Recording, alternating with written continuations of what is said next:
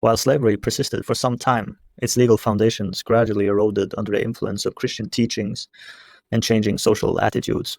In 13th century Norway, King Magnus VI, known as the Lawmender, introduced laws restricting the sale of Christian slaves to pagans, reflecting a growing moral conscience and a desire to protect fellow Christians from the horrors of enslavement.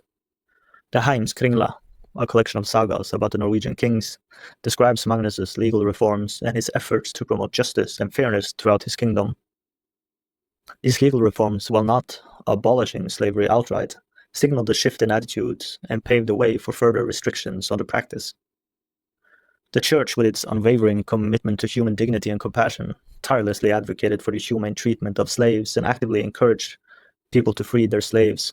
Monasteries and churches often provided sanctuary and support to those who escaped from slavery, helping them to build new lives as free individuals. The Church provided a refuge for runaway slaves and often facilitated their integration into free society, explains historian David Pelteret. This, combined with the changing economic and political landscape, gradually undermined the institution of slavery in the Viking world. The legacy of slavery in Dublin isn't confined to physical remains. It's etched into the very language and landscape of Dublin. Place names like Woodquay, derived from the Old Norse Kaupmanakay, meaning merchant's quay, hint at the bustling trade that once took place there, a trade that included human cargo.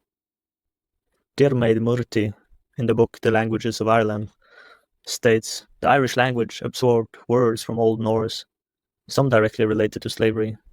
The word trail, meaning slave or bondman, is a direct borrowing from the Old Norse prel.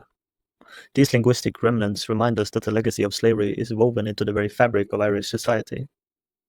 The social and cultural impacts of the slave trade are profound and far-reaching. The influx of slaves from diverse backgrounds, Irish, British, and even those from further afield, contributed to the cosmopolitan nature of Viking Dublin.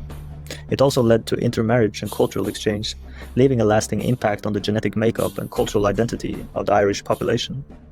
However, slavery also reinforced existing social hierarchies and contributed to the marginalization of certain groups. The stigma associated with slavery persisted long after its abolition, impacting the social and economic opportunities of those with slave ancestry.